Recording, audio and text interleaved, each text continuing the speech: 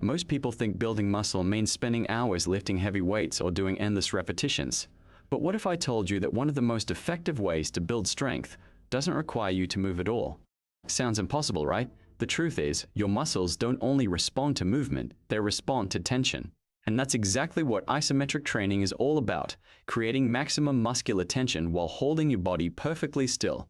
It might look easy from the outside, but once you try it, you'll quickly understand why athletes, military personnel, and physical therapists have used isometric exercises for decades. Today I'm going to show you 3 powerful isometric holds that can strengthen your entire body, improve your posture, increase muscular endurance, and build a stronger foundation for almost every other workout you do. And the best part? You don't need a gym. You don't need expensive equipment. And you can complete the entire routine in less than 10 minutes. Make sure you stay until the end because I'll also show you how to combine all 3 exercises into a simple, beginner-friendly workout designed to give you maximum results. Let's jump straight into the first exercise. Exercise number 1, the wall sit. If you've never performed a proper wall sit before, don't let the name fool you. It looks like you're simply sitting against a wall and doing nothing. But after 20 or 30 seconds, your legs may feel like they're carrying twice your body weight. That's because the wall sit keeps your muscles under constant tension without giving them a chance to relax. Here's how to perform it correctly. Stand with your back flat against a sturdy wall. Slowly slide down until your thighs are roughly parallel to the floor, as if you're sitting on an invisible chair. Your knees should be around a 90-degree angle, with your feet positioned directly underneath them. Press your entire back against the wall. Brace your core. Keep your chest up and look straight ahead. Now, simply hold the position. It sounds easy until the burning starts. Within seconds, you'll feel your quadriceps working hard. Soon after, your glutes, hamstrings, and even your calves begin contributing to keep your body stable. And that's exactly what you want. One of the biggest mistakes beginners make is allowing their knees to collapse inward or move too far past their toes. This can reduce effective muscle engagement and may place unnecessary stress on your knees. Instead, keep your knees aligned with your feet and distribute your weight evenly through your heels. Another common mistake is relaxing your core. As soon as your lower back loses contact with the wall, your posture starts breaking down and the exercise becomes much less effective. Stay tight from your shoulders all the way down to your feet. So, why does this simple hold work so well? Because your muscles never get a break. Unlike regular squats, where the muscles get brief moments of relief between repetitions, a wall sit keeps continuous tension on your legs throughout the entire hold.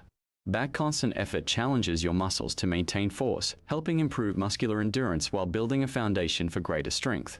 For beginners, it's also a simple lower body exercise because there's no jumping, no heavy weight, and no complicated technique.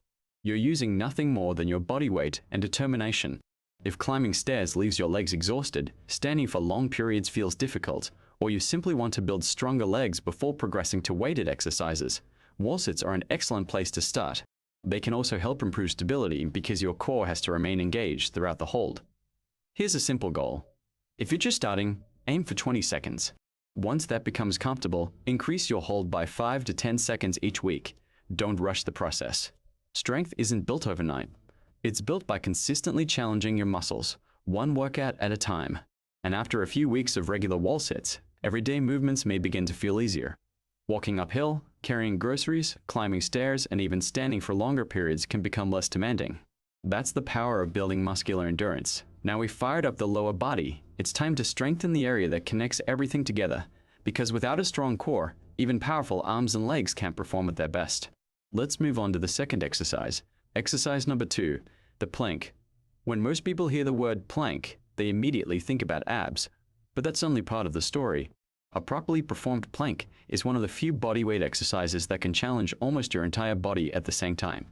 Your shoulders work to support your upper body, your core keeps your spine stable, your glutes remain engaged, and even your legs have to contract to keep your entire body locked into position.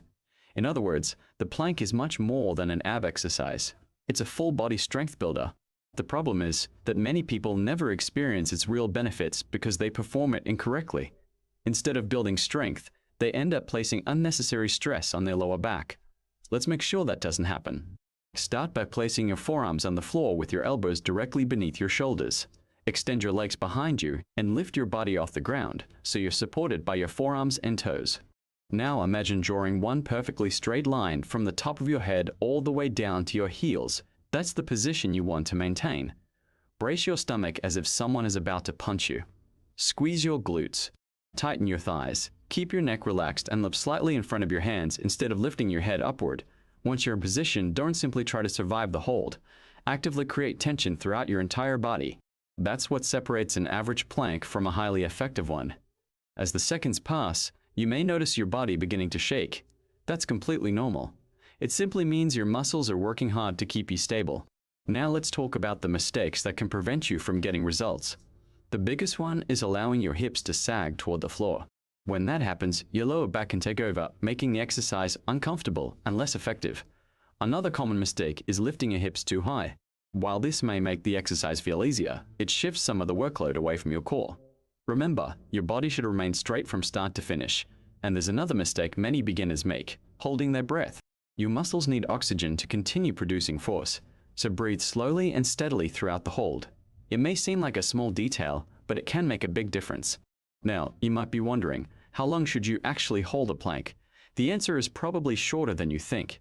You don't need to chase 5-minute planks to build strength. Holding a perfect plank for 20 to 40 seconds is far more useful than struggling through 2 minutes with poor form. Focus on quality.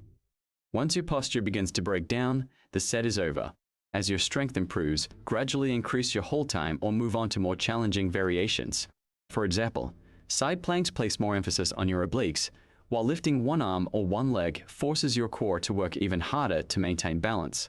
And if the standard plank feels too difficult right now, don't worry. Simply perform it from your knees. You'll still challenge your core while building the strength needed for the full version. That's the beauty of isometric training. Every beginner can start somewhere, and every session gives you an opportunity to become a little stronger than before. Beyond building visible abs, planks can provide benefits you'll notice in everyday life. A stronger core can support better posture, making it easier to sit and stand with confidence. It also helps stabilize your spine and can improve balance and coordination. That can make everything from carrying heavy bags to playing sports feel more controlled. Think of your core as the foundation of a house. No matter how impressive the roof looks, if the foundation is weak, everything else suffers. Build a stronger core, and many other exercises become easier. Push-ups become more stable. Squats become more controlled. Even simple daily movements can feel more effortless. That's why the plank deserves a place in almost every beginner's workout routine. But we're not finished yet. Strong abs are important. Strong legs are important. But there's another area that many people completely ignore: the muscles running along your back. And if those muscles are weak, your posture, strength, and overall performance can be limited. In the next exercise, we're going to target those often overlooked muscles with one simple hold that can completely change the way your body feels. Exercise number 3. The Superman hold. Take a moment and think about how much time you spend sitting every day. Whether you're working, studying, driving, or relaxing on the couch, there's a good chance your back spends hours in a similar rounded position. Over time, that posture can leave the muscles responsible for supporting your spine and keeping your shoulders back underused. The result can be poor posture, stiffness, and a back that gets tired too quickly. That's exactly why the Superman hold deserves a place in your routine.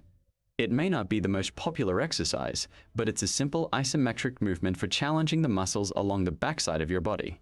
And for beginners, it can be a useful way to develop a stronger foundation. Here's how to perform it correctly.